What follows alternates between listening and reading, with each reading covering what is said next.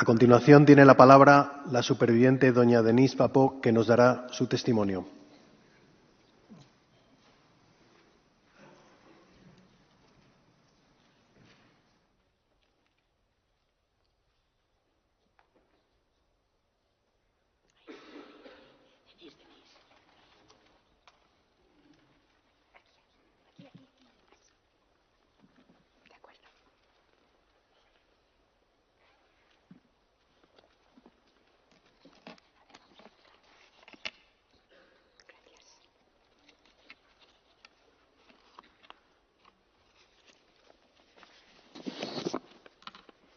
Buenos días, señoras y señores. Aunque muchos me conocen como Denise Papó, mi nombre de soltera es Denise Berger Kornfeld.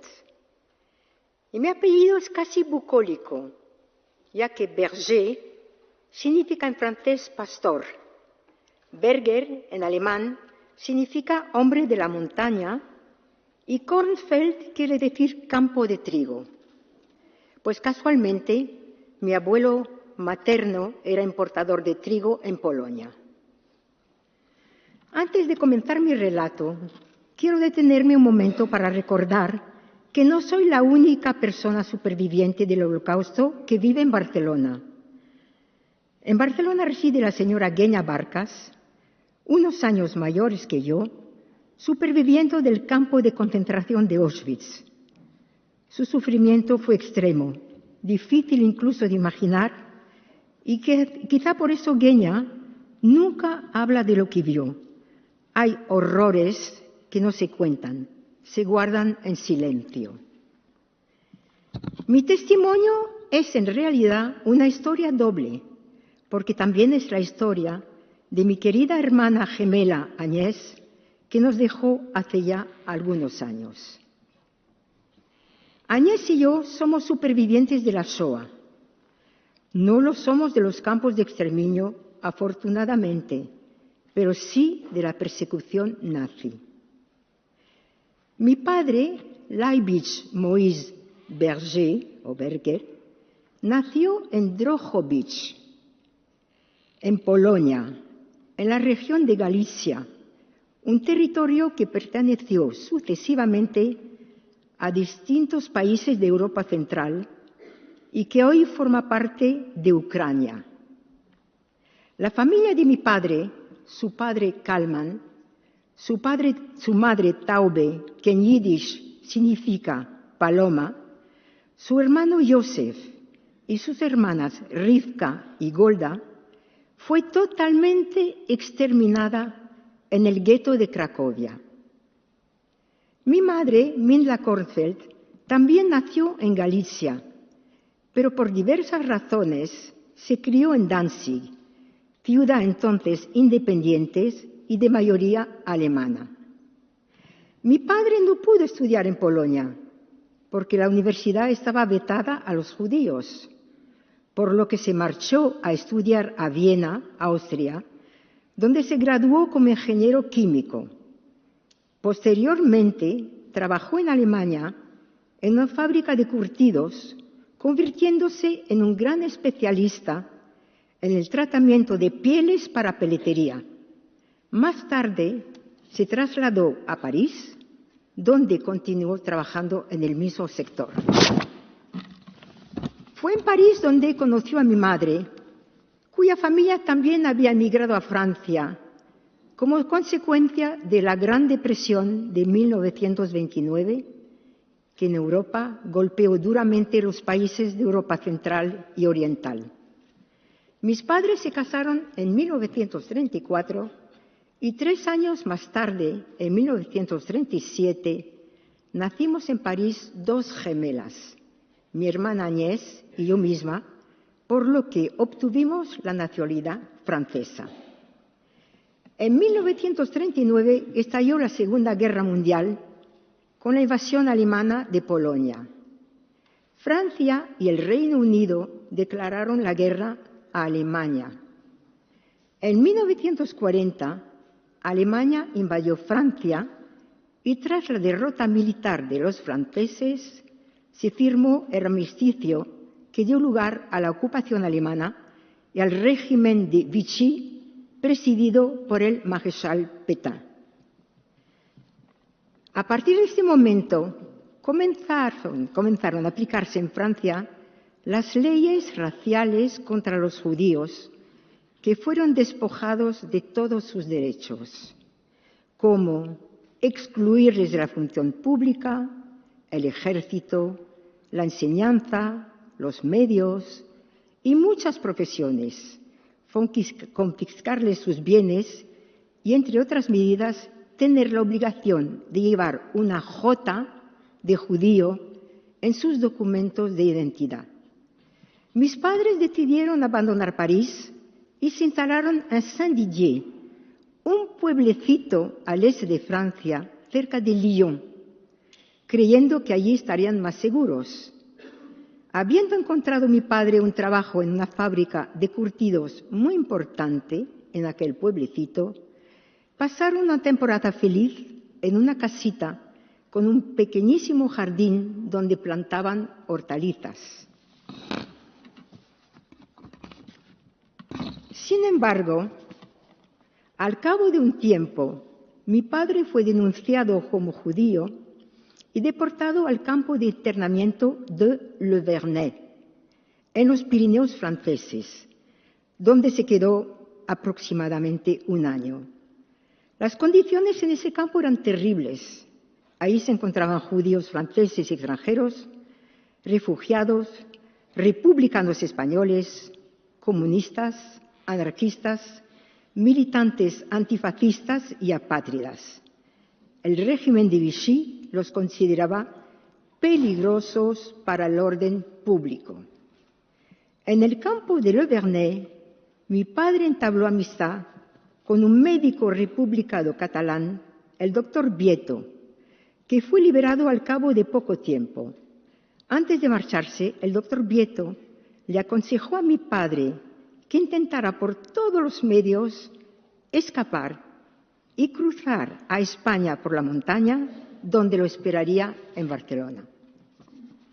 Como mi padre tenía problemas de salud, mi madre consiguió un permiso del campo para pasar unos días con la familia, mi madre, mi padre y nosotras, en un balneario que se llamaba Ax-les-Thermes, en los Pirineos, cerca de Andorra. Corría el año 1942, cuando nuestra familia se reencontró en Ax-les-Thermes. Por aquel entonces, mi hermana y yo teníamos 4 años. Fue allí donde mis padres planearon la fuga de mi padre a España. En un principio, estaba previsto que mi madre lo acompañara y que nos dejara a mi hermana y a mí en Francia al cuidado de una gran amiga cristiana que se llamaba Madeleine Sorel, cuyo marido, judío, estuvo escondido toda la guerra en Lyon. Esta amiga había recobrado su nombre de soltera para más seguridad y le prometió a mi madre que nos cuidaría a mi hermana y a mí durante toda la guerra. Nos internaría en un convento donde correríamos menos peligro, ya que éramos de nacionalidad francesa y nos llamábamos Agnès y Denise Berger, que eran nombres muy franceses. Mi madre, en cambio, se llamaba Mindla Kornfeld y llevaba la marcada la J de judía en todos sus documentos. Paradójicamente, estábamos más seguras sin ella que con ella. Pero ocurrió que en el último momento mi madre fue incapaz de abandonarnos. Decidió quedarse con nosotras, aun sabiendo que el peligro extremo que ella suponía. La historia de esta decisión de mi madre es la más conmovedora para mí. Todo estaba preparado, las maletas, el día, la amiga que vino a buscarnos, y mi madre, qué dilema, no sabía qué hacer, y al último momento no pudo dejarnos. Siempre he pensado que debió ser terrible para una madre tomar una decisión de esta índole. Fue sin duda una elección terrible. Cuando pienso en ello, siempre me causa una gran emoción. Mi padre consiguió despistar la vigilancia alemana, no volvió al campo de internamiento de Le Vernet y materializó su planeada fuga cruzando los Pirineos con un guía hasta la frontera española. Tuvo suerte con el guía, que era honrado, ya que muchos guías mataban sin escrúpulos a los que guiaban para robarles lo poco que tenían, o bien los entregaban a las patrullas alemanas que rondaban por allí. Continuó andando solo hasta que fue detenido por la Guardia Civil cerca de Manresa. Le ofrecieron un café con leche caliente. Mi padre comentó unos años después que ese café le reconfortó el cuerpo y el corazón. Fue trasladado a la cárcel Modelo de Barcelona, donde permaneció varios meses, y posteriormente al campo de Miranda de Ebro, donde estuvo internado más de un año, en condiciones muy duras, junto a refugiados de distintas procedencias, incluidos algunos pilotos británicos que habían caído en paracaídas en España. Mi padre fue liberado gracias al American Jewish Distribution Committee, la Joint. Una vez libre, encontró trabajo rápidamente como curtidor de pieles en Badalona. Y es aquí cuando empieza nuestra historia, la mía y la de mi hermana Agnès. Tras la fuga de mi padre a España, nosotras nos instalamos de nuevo en Saint-Didier, al este de Francia. Pasamos 4 años escondidas, en peligro constante. La policía interrogó a mi madre, ya que mi padre no había vuelto al campo de Le Vernet, amenazando incluso con torturarla, pero afortunadamente la dejaron tranquila. Durante los 4 años que permanecimos en Saint-Didier, no supimos nada de mi padre. El peligro era constante, ya que era una zona donde había mucha resistencia francesa, les maquis, y por consiguiente mucha Gestapo, que realizaba redadas con mucha frecuencia. A pesar de ser muy pequeña, estuve allí entre los 4 y 8 años. Conservo recuerdos muy vivos. Dormíamos vestidas con una bolsa preparada para huir rápido en caso necesario si nos descubrían. Nuestro jardín daba a un río con un puente que conducía a los bosques, donde se ocultaban los maquis. Oíamos las botas de los soldados alemanes frente a nuestra puerta y cuando las botas se alejaban, mi madre nos decía: ya podéis volver a dormir. Mi madre se hizo muy amiga de una maestra de la escuela donde íbamos cuando podíamos, claro. El marido de esta maestra era policía y avisaba a mi madre cuando anunciaban redadas. Entonces, nos refugiábamos en el apartamento de la directora de la escuela, Madame Rabiou, que era de Alsacia. Nos albergaba todo el tiempo necesario que se prolongaban las redadas. A veces permanecíamos allí semanas enteras. Como su apartamento estaba situado encima de la escuela, veíamos a los niños jugar en el patio, pero sin asomarnos nunca, porque nadie tenía que saber que estábamos escondidas en este apartamento. Y así transcurrieron 4 años de miedo, de incertidumbre y resistencia cotidiana. A pesar de ello, seguíamos una rutina. Cuando no estaban los alemanes al acecho, como ya he explicado, íbamos a la escuela. Mi madre iba a buscar provisiones en bicicleta a las granjas contiguas al pueblo. Por las noches, a pesar del toque de queda, se reunía con amigas francesas para escuchar Radio Londres, que era la única radio que daba noticias fiables de la situación real de la guerra. La escuchaban muy bajito, ya que era un delito por el que te podían llegar a fusilar.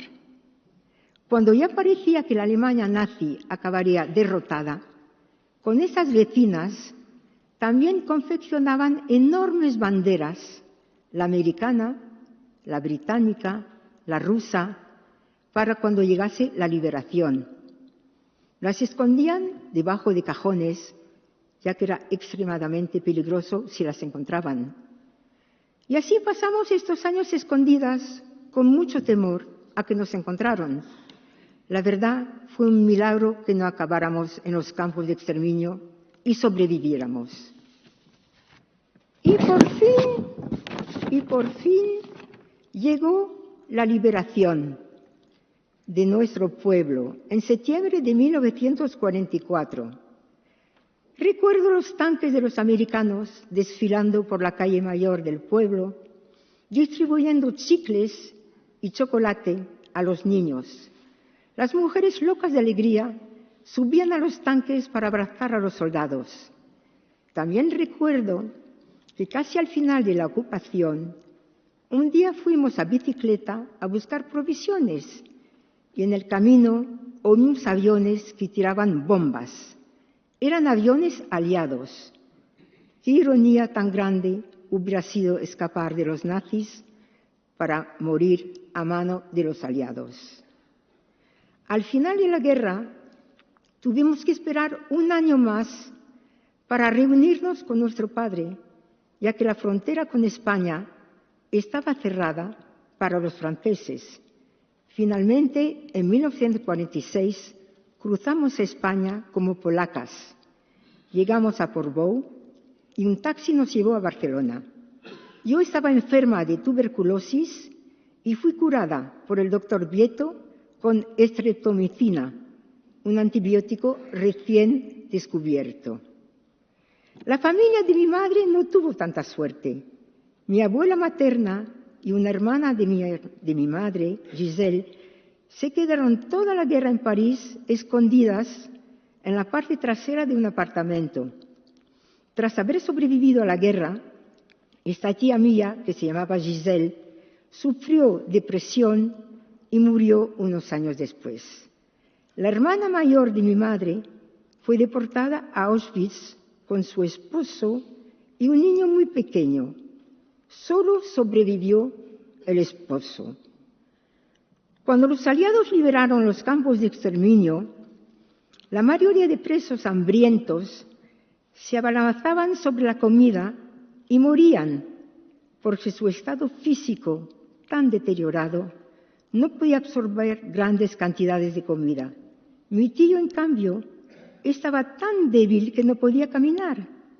Esta fue su suerte, porque lo llevaron a un hospital improvisado donde lo alimentaron muy poco a poco. En Barcelona, nuestra pequeña familia empezó una vida nueva y estable. Encontraron una comunidad judía que les acogió y de la cual formaron parte activa por muchos años. Pues esta es nuestra historia. Aquí estamos y muchas generaciones han crecido gracias a que mi hermana y yo sobrevivimos al Holocausto. Hijos, nietos, sobrinos, bisnietos, que hoy no existirían.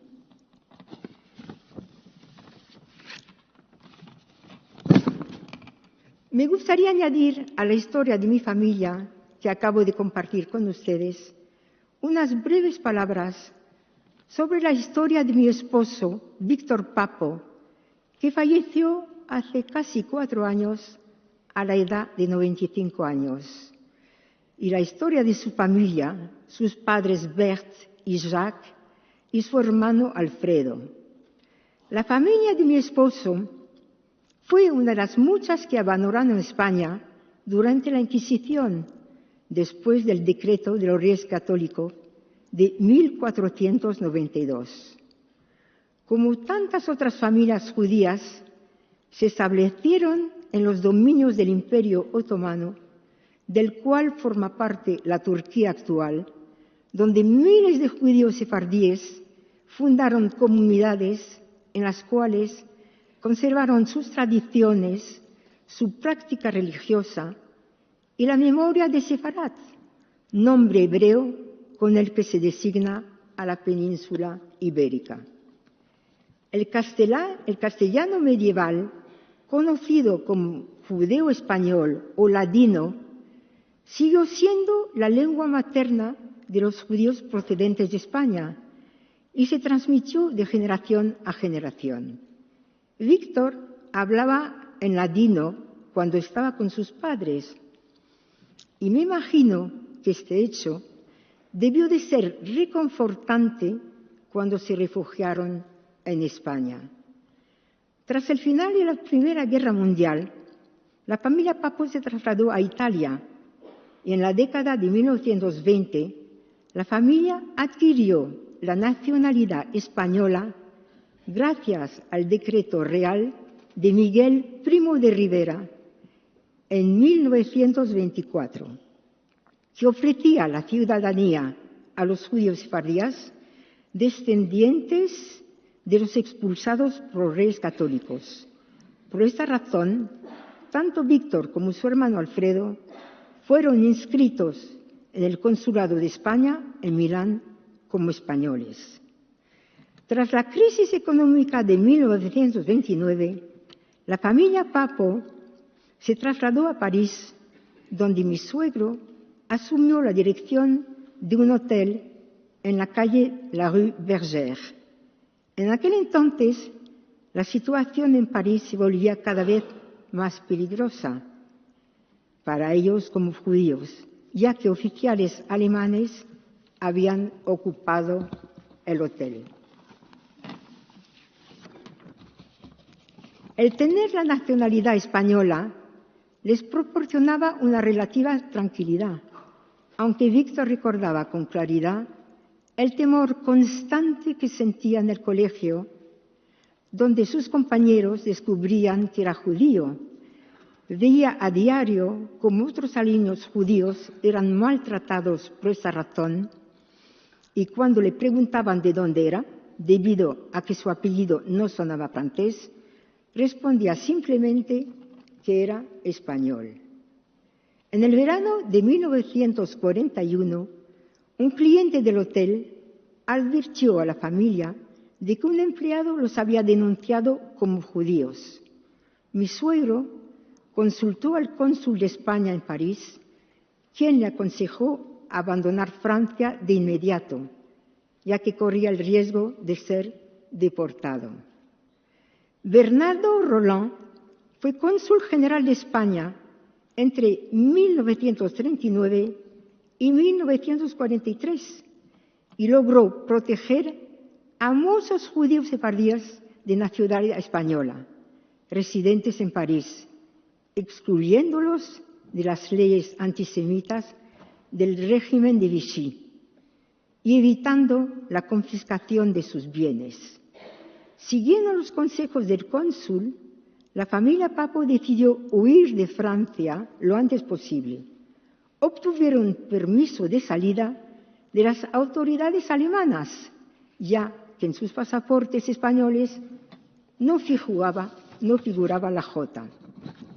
En Barcelona se alojaron en una pensión enfrente del Hotel Ritz, donde se hospedaban decenas de judíos procedentes de Europa del Este, mientras esperaban visados para emigrar a Estados Unidos o Argentina. Víctor y su hermano Alfredo recordaban el terror que les provocaba ver a oficiales alemanes frecuentando el cercano Hotel Ritz cada vez que se cruzaban con aquellos uniformes nazis. Mi esposo siempre decía que habían tenido una suerte inmensa y que el hecho de ser españoles desempeñó un papel decisivo en su supervivencia. Desgraciadamente, muchísimas familias judías de origen sefardí no tuvieron la misma fortuna y no sobrevivieron al Holocausto. Muchas gracias, señoras y señores, por escuchar nuestra historia de supervivencia de la Shoah. Gracias. Gracias, señora Papo. Damos paso ahora al encendido